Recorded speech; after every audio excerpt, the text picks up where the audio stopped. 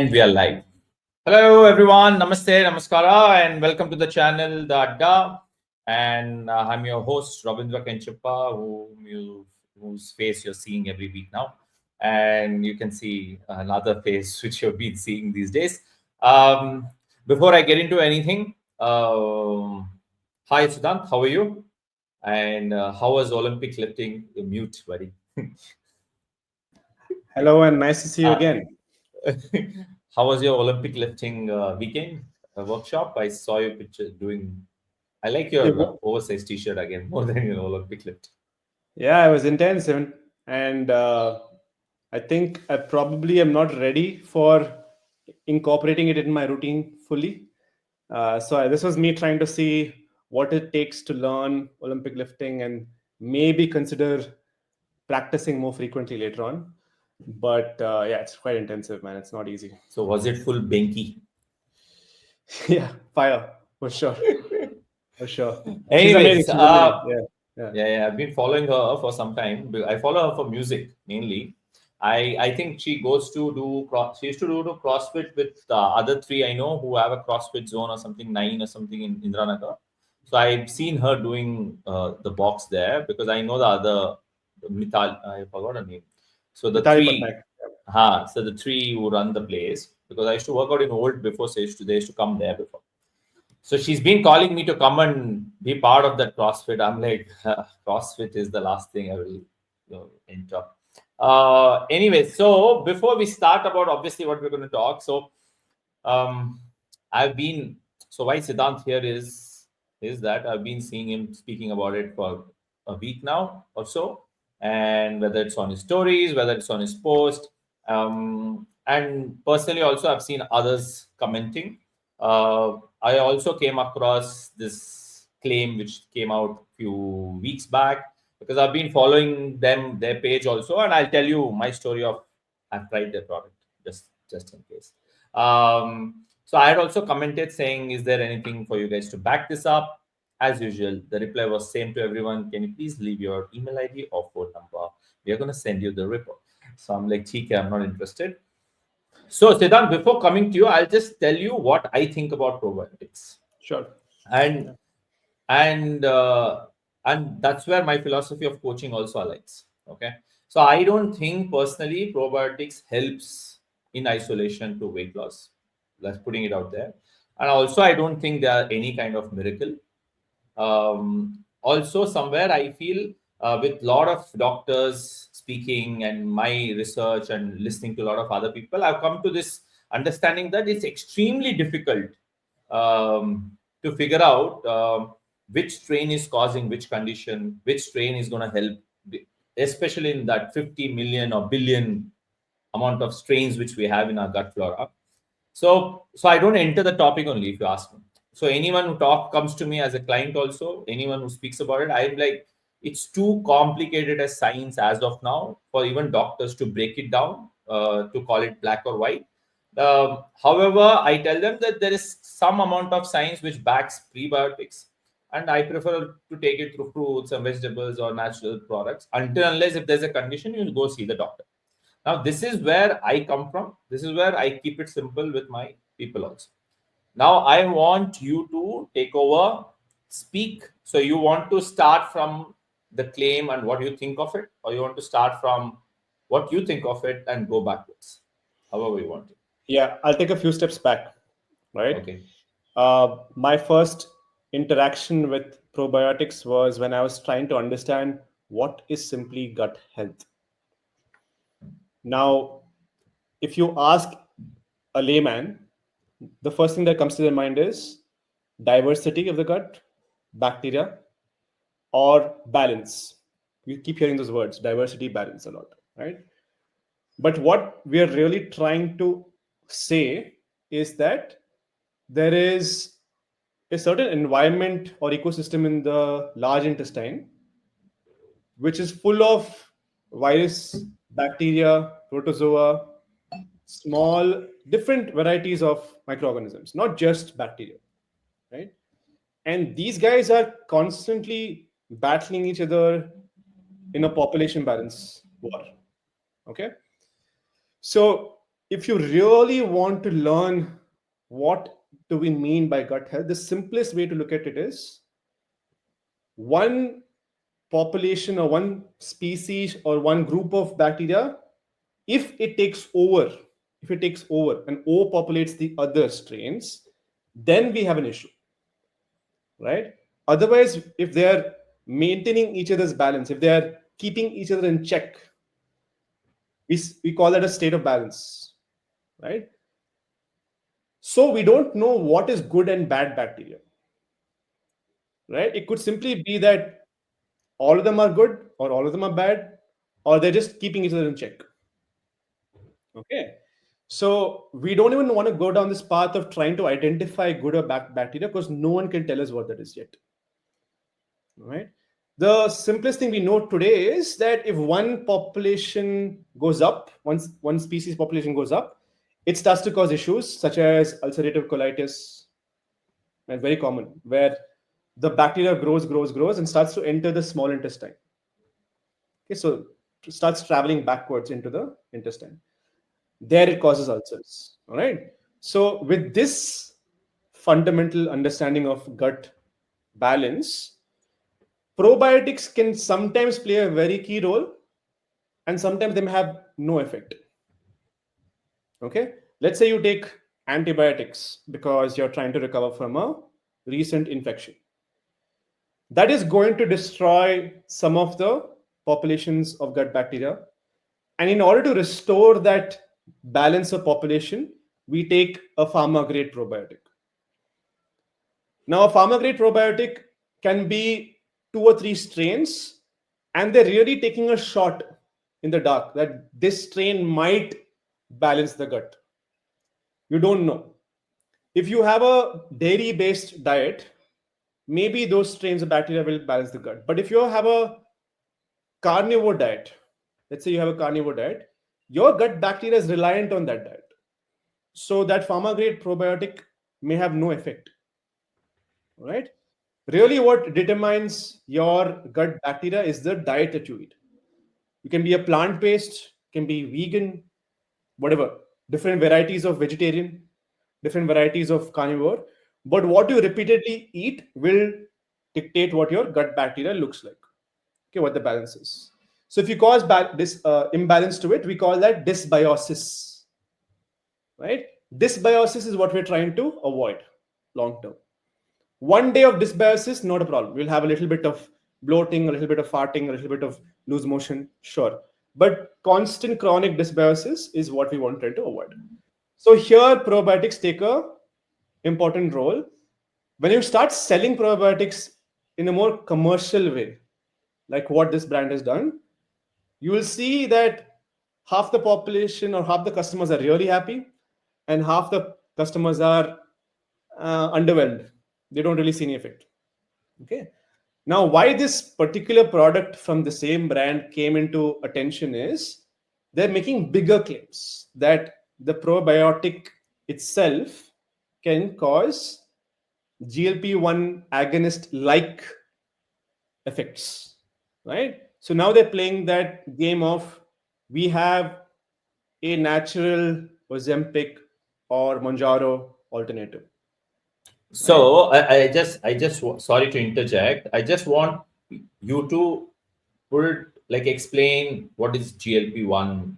Yeah. No, see, I know you know. I just want you, if a layman is watching who has no concept about what is GLP-1, and they might have heard Ozempic because it's popular now. If you can put it in a simple 2 sentences, that would be helpful. GLP-1 is one of our hunger hormones, as simple as that. Okay, it's not the only hunger hormone, but one of our hunger regulating hormones. Okay, some people have very controlled regulation of GLP-1, and some people have dysregulation, and they struggle to control their appetite. Okay, so an Ozempic or a Mounjaro, for example, suppresses your appetite by artificially regulating your GLP-1 hormone. Okay, And it's this is produced always by. prescribed by doctors. Is it And always? is it? It's also produced only prescribed by doctors. Correct, right? exactly. Yeah. Yeah. So a specialist, a metabolic health specialist, or a diabetologist, Mhm. endocrinologist will And yeah. only subscribe it. Okay, so that's the background for what this is supposed to do. This particular brand has now taken up a very ambitious stand that their probiotic composition, new composition, is doing what you would expect from uh, pharma grade GLP-1 agonists drugs. Okay, which is a very, very big claim. Which is a very, very big claim. Obviously, they knew that they have to present evidence. Exactly. Okay, so they were ready for it, and as soon as they launched it, they made a big event out of it. They launched the product. They started putting out uh, reels about the results from the clinical trial that they had done. Okay, so that caught attention of experts. I'm not an expert, but I can at least interpret the research a little bit, right? If I could interpret and find flaws, you can imagine what experts could find. All right. So So this is the one when of the claims they did, right? Or yes, the result, or but basically based on their trial. trials, right? Yeah. So they Hmm. made strong claims about percentage body fat, waist reduction, body fat, BMI, and other improvements, other health improvements. Okay. So when people started digging and asking for evidence, they started sending them the report, which is not yet published. All right. That I think was the first mistake they made. That I until they think this had, is what you had put it on your social media also, right? yes, yes. Yeah. So this is the study report, which is pre-publishing, Oh, pre-peer review, right?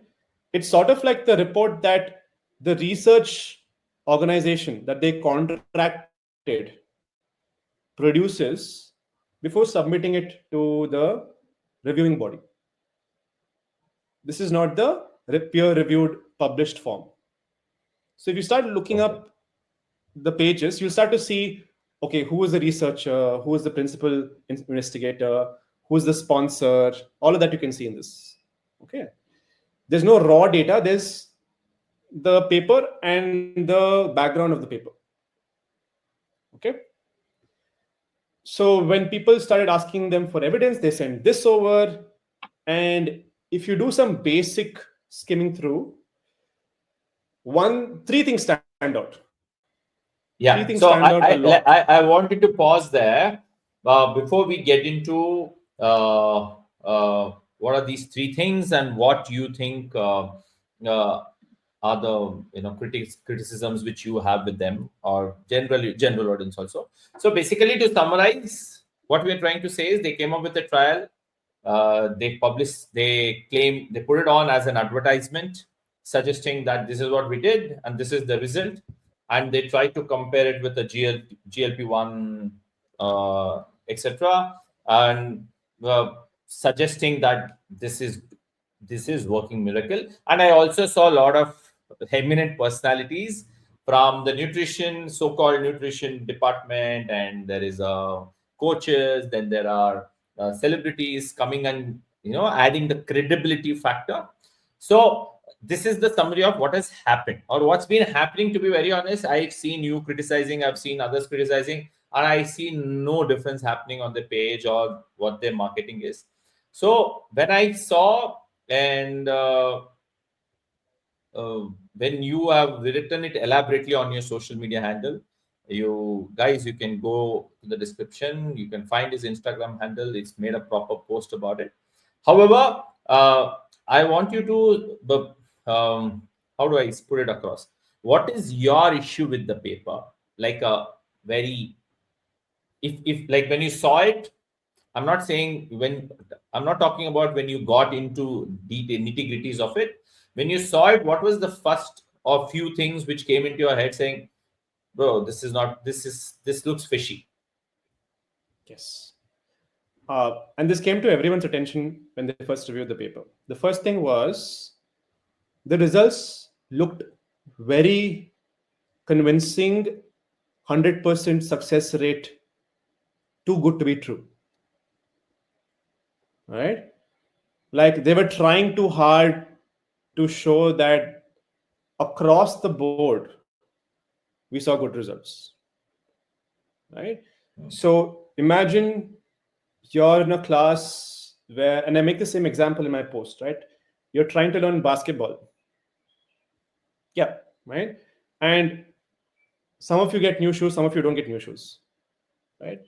You expect some of them to have an effect on the skill and the output of the and performance, but new shoes don't guarantee that you will do better, right? They don't guarantee that you will do better in the actual sport.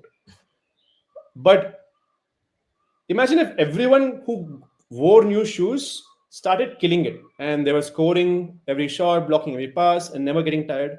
That's a little suspicious, right? So that's what we were seeing in the results, that the effect size was so high that there were hardly any outliers, hardly any underwhelming results. So out of the 100 people, or 120 people, whatever the population size was, almost everybody, 100% of them were doing really well. So my question will first be, how many did you first sign up for the study, and how many did you eliminate after ruling them out as ineligible for the study?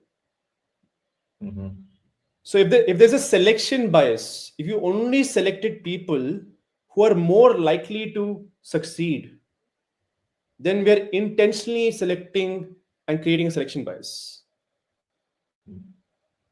right? So that can be a very like mischievous way of making sure that your results are always good. So do we know what's the sample size I think it's of 100. how many? 100. What? Where people didn't believe COVID vaccine when it was 50,000 people. You know what I'm saying? Yeah, yeah. No, It's still, that's a it is good. still causing lot. If there are, I'm not claiming this, but the there are doctors themselves saying there are certain conditions which they are experiencing from patients who have taken the vaccine. Imagine it went through multiple trials, multiple stages, and the amount of public which was involved. Here, the sample size you see is around 100 or plus, right? Great. Go on, carry on. So the sample size can be challenged, but even 100 sample size could have been promising if the selection looked a little more randomized and they were a little more transparent of how many people they eliminated from the trial. Okay. I would not immediately rule them out because they have a small sample size. Got Okay. it. It would have been a good, promising first trial before they go on to Yeah, bigger sample sizes. But they got too excited with 100 people. Right? makes And sense. I think that's where they made a misstep, because they paid this research organization and they clearly agreed that 100 is a good sample size. I think 100 is a good sample size for an initial trial, not the Got it. trial that is the testimony for the Correct. product. Correct. Right? Then you go And it's on even to more the second suspicious. Sorry. Yeah, Finish. it's it's even more suspicious because we know from previous studies of probiotics that the hit rate or the success rate is not this good. Right? Even meta reviews and meta analysis of other probiotic products in the past have been sometimes really successful, really significant, and a lot of cases they fall flat. Right? So the history of this particular product itself or the ingredients makes it a little suspicious. That's all. Okay, I'm not This so- throwing any allegations. this sounds like Trump. इतना confidence है भाई साहब में कि I says everything, doesn't matter whether it's truth or false. We will take care of it later. Whereas there is a reference or no reference, we'll take care of it later. But right now, it creates that hype. Right now, it creates that applause. Sounds like a very reality show kinds. Now, going forward, you Yeah. make the second claim, which is the implausibly low variability in tolerability. So it sounds Yes. too much English for me. Can you just put it down? And what was this second criticism you have with them? It's very simple. Like, if they had 100 participants and they asked every participant how they felt after 4 weeks, 8 weeks, 12 weeks, and so on, and nobody reported any digestive issues, nobody reported stomach ache, feeling sick, feeling a little bloated, that's a very low plausibility. Right? The chances that in a randomized group nobody reported, or there was no very low variability in these tolerance to the probiotic, right? Again, too good to be true, right? So I would like to see the raw data of these questionnaires. Did Hmm. they make some assumptions depending on the answer? For example, let's say there was a question that on a scale of 1 to 10, tell me how much bloating you felt you had. And if they assume that any score less than 5 is no symptom, no trouble, right? Then that's a problem, correct? So I would like to see the questionnaire. I would like to see the results of the questionnaire responses to be convinced that this report has fair responses from all the participants. Okay. You can also design the questionnaire in a way that you only get favorable responses, Correct. right? And that's why people are asking them, show us the raw data. Interesting. I like the example you give here also. Yeah, Imagine in the school lunch, the whole class gets a meal, and they ask every single student, "How was the food?" And they say it's the best meal ever. I don't exactly. think even ISKCON free meals also get same feedback. Yeah, My friend loved it. My friend loves the bisibele bath. I'm like, ठीक है, my mom's I love. It's nice, but I like my mom's better. Because of the hing factor in it. I don't know if you know, as a pachada or so again, you make sense saying you assume there will be someone who will be saying it's okay. So again, it puts them under the scanner. Now comes this was my favorite among all the three was the third criticism you come with saying the study design confounding by lifestyle intervention. yes. Mhm. So this is a confounding variable, which means that it's a factor that can affect the outcome, and they have to account for it.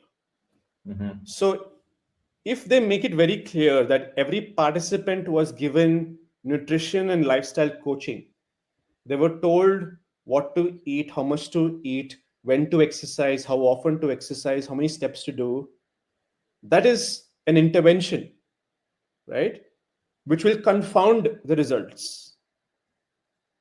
Meaning you don't know if the probiotic itself is causing positive effects or if it's probiotic plus exercise, probiotic plus calorie deficit.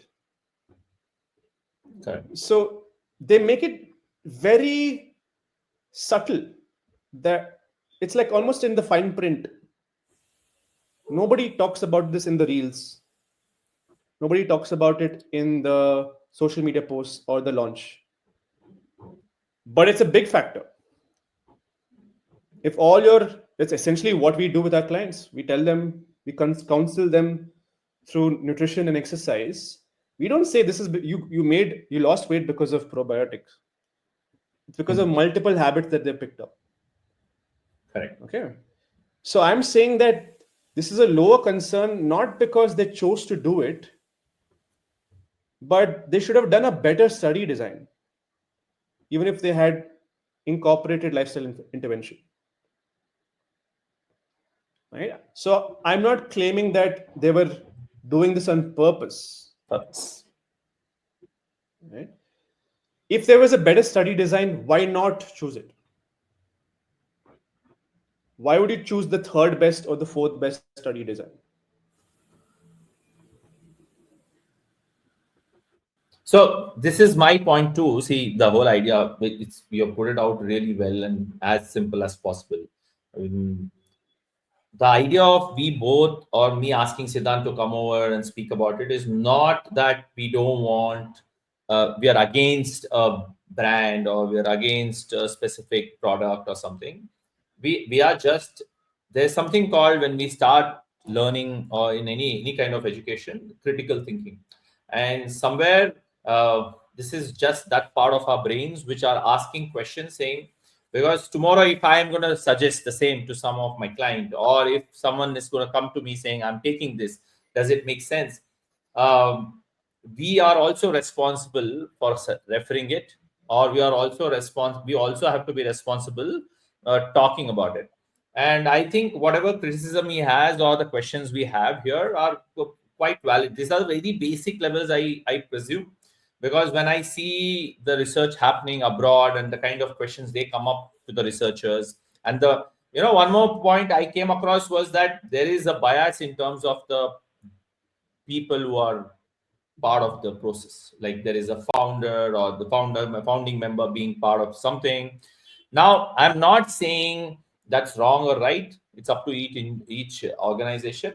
But however, I came across this criticism also, which you mentioned, saying there is a bias in terms of what data to pick and what data to not to pick to eventually make the claim, right? And as I said, I've used this product before because many people were talking about the bug going on in the town. And I had also tried the 14-day detox. Let's see what happens. And second day only, my body went for a toss.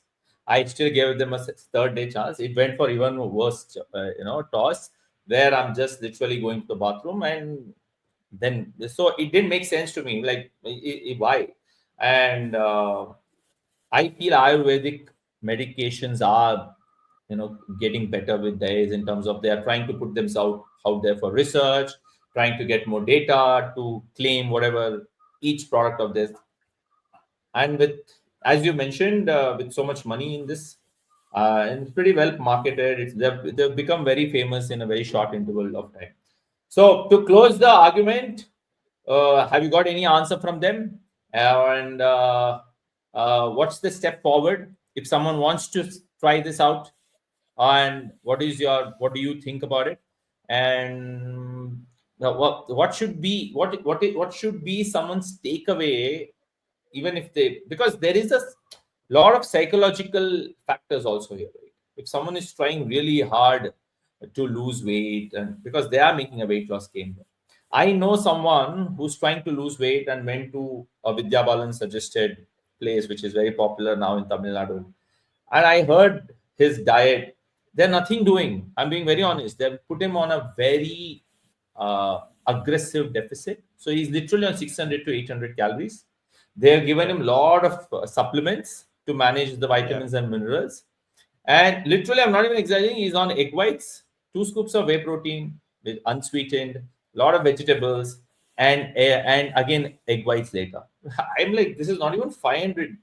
Like if you remove the vegetables, obviously you will lose a lot of weight. So then they are going to introduce, and but they are trying to sell inflammation as the cause. Someone else yeah. is selling something else here. So what is? Have you got an answer? And what is your final thought to people who are even coming across this or want to consider choosing this?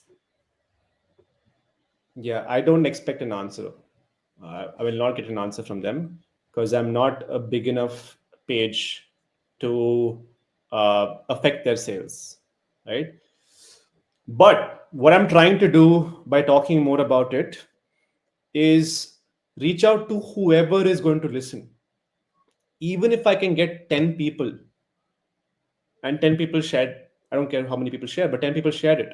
Even if we can get 10 people to share that you can achieve the same results by simply making lifestyle interventions and not to look at probiotics as a single like magic pill option, right? It's not going to break your plateau. If you're stuck in your weight loss journey, you have a protocol to follow, we have a troubleshooting guide to follow. And trying to take an intervention through probiotics or uh, the claims that they are making, you might see success, you may not see success. If it really suppresses your hunger, you will simply eat less. But if it does nothing like that for you, you're not going to see any effects. All right. I'm going to take a bet that most people will see some improvement. They will shout even more louder that they're seeing improvement. And the ones who don't see improvement will just keep quiet. They'll move on to the next solution that the market throws at them. Perfect. Thank you, Siddhant, again coming on and speaking about it. I know, as you said, that's my philosophy also. We may not be very big, or even if we are big, it doesn't matter. Even if it goes to 5 people, 1%, even one, I'm telling you, as low as 1% or 10 people, it's still making a difference because eventually that's how the things work. Everyone, no one tries to achieve. And I like the way this whole 30 minutes came in one full circle where initially I started with this thing saying it's not a miracle, it's not a magic pill, and you somehow in the end you conclude saying it's not a magic pill again, and how important other factors are. And we as coaches are also, we are trying to stress so much about, yes, the goals are important, but if you don't develop habits, if you don't understand the skills to continue what you achieved, then it's of no use.